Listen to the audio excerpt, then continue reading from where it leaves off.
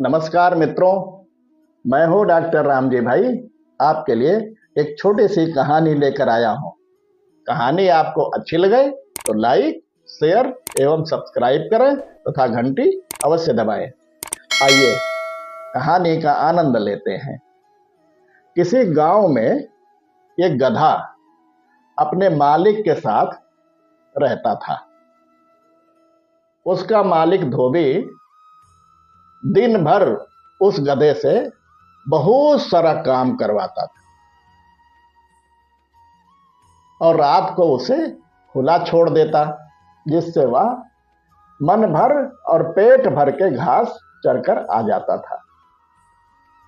गधा घास खाने के लिए रात के समय अपने मालिक के घर के आसपास के खेतों में ही जाया करता था। लेकिन एक दिन उसकी मुलाकात एक लोमड़ी से हुई। लोमड़ी भी खाने की तलाश में इधर उधर घूमते घूमते गधे के पास आ पहुंचा। गधे और लोमड़ी दोनों की बातें हुई और इस प्रकार दोनों बहुत अच्छे दोस्त बन गए।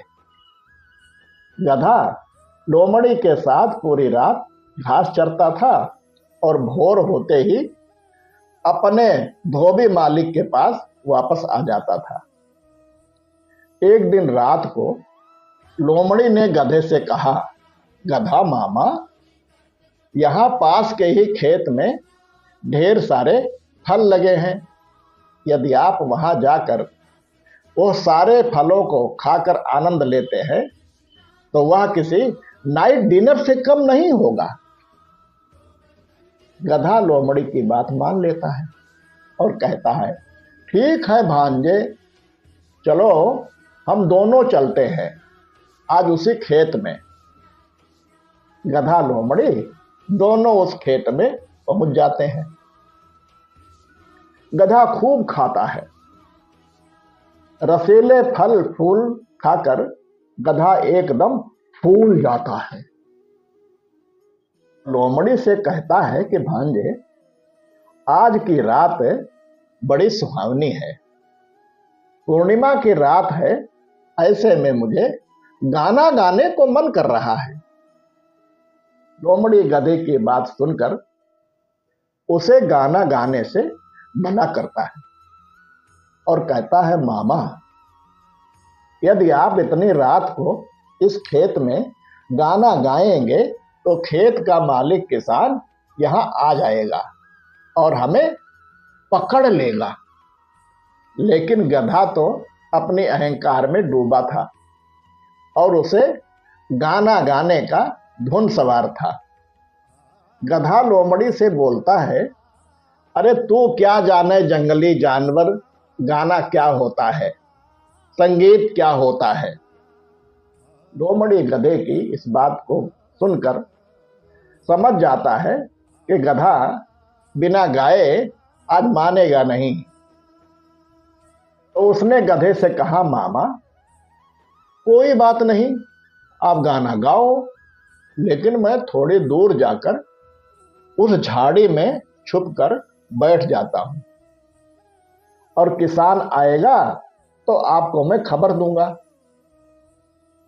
गधा उसकी बात मान जाता है।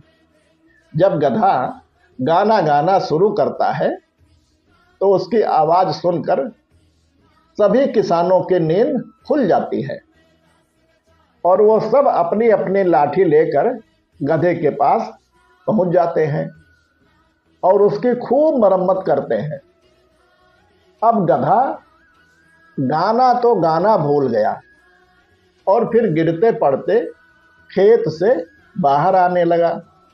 लेकिन लोमड़ी ने उसका मजाक उड़ाते हुए बोला, क्या हुआ मामा, मैंने आपसे पहले ही बोला था कि इतनी रात को गाना मत गाओ वरना किसान आ जाएंगे।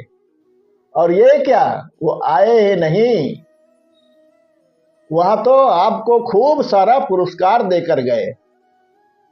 ऐसा कहकर वह खूब हंसने लगा। कहानी से हमें ये सीख मिलती है कि हम जो कुछ भी करना चाहते हैं उसका एक सही समय और एक उचित स्थान होता है, और यदि इसके विपरीत यदि कोई कार्य किया जाता है तो उसका परिणाम बहुत बुरा होता है। अगली बार फिर ऐसे ही किसी नई कहानी के साथ आपसे भेंट होगी। तब तक के लिए सभी को नमस्कार।